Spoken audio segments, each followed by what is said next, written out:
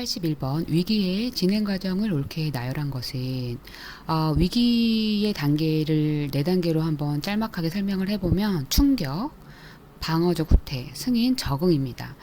우선 충격은 위기를 맞으면 처음엔 충격으로 우울하고 생각이나 행동이 혼란스러워집니다. 보통 이 상태는 며칠 이내에 지나가는데 이런 충격의 상태랑 어울리는 번호가 그렇죠. 니은이죠. 일상적인 대처 기제로 감당하기가 어려운 상황 발생 단계인 거죠. 그 다음 방어적 후퇴입니다. 이것은 이전에 잘 되던 방법을 다시 시도하지만 효과가 없어서 점점 더 불안하고 현실을 부정하려고 하는 거죠.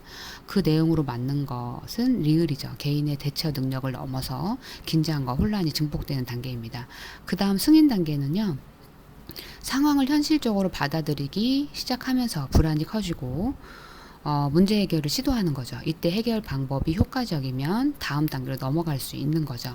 내용에서 보면 디귿입니다. 그 사건을 해결하기 위해 특별한 자원이 필요한 단계인 거죠. 그 다음 적응 단계인데요. 이때는 위기를 긍정적으로 받아들이고 새로운 방식으로 문제를 해결합니다. 감정을 잘 표현하고 새로운 가치관을 가지며 불안이 줄어들고 생활이 안정됩니다. 해당되는 건 기억이죠. 혼란을 해결하기 위해 의뢰가 필요한 단계입니다. 따라서 81번의 답은 3번입니다. 한번 주어진 내용으로 읽어보도록 하겠습니다. 일상적인 대처 기제로 감당하기 어려운 상황 발생 단계. 그 다음 개인의 대처 능력을 넘어서 긴장과 혼란이 증폭되는 단계. 그 사건을 해결하기 위해 특별한 자원이 필요한 단계.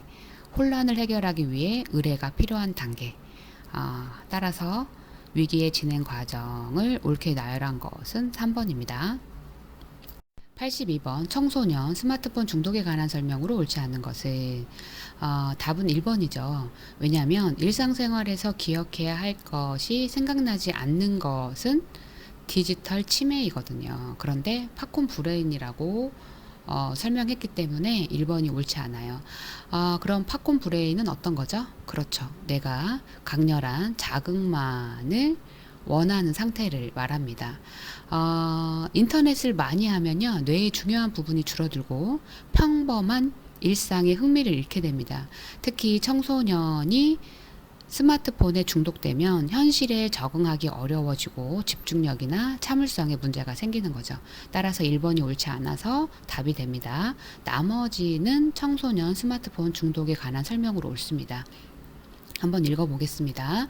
2번 거북목 증후군으로 인해 목과 등의 통증을 일으킨다. 맞습니다. 3번 스마트폰 자극에는 즉각적인 반응을 하지만 현실 상황에는 무감각, 무기력해지는 현상이 나타난다. 옳습니다. 4번 스마트폰 중독 청소년이 국립청소년 인터넷 드림 마을에 프로그램을 이수한 후에는 청소년 동반자 추수 상담을 한다. 옳습니다. 5번 스마트폰 중독도 약물 중독과 유사한 신경생리학적 보상 체계가 작동한다. 옳습니다. 따라서 82번의 답은 1번입니다.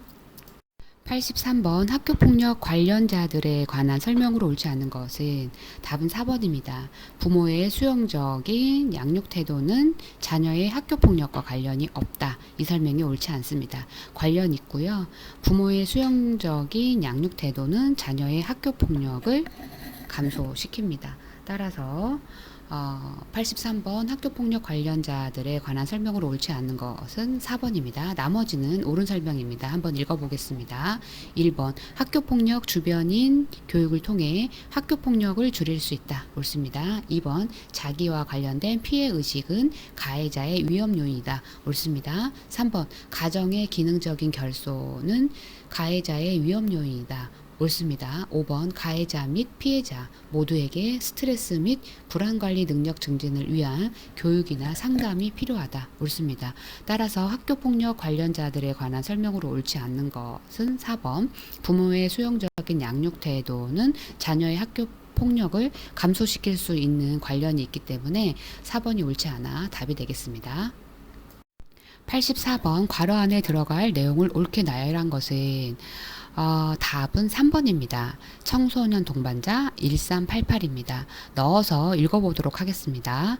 청소년 동반자는 위기 청소년을 찾아가 지속적인 관계를 형성하여 정서적 지지와 자원 발굴 및 연계 등의 서비스를 제공.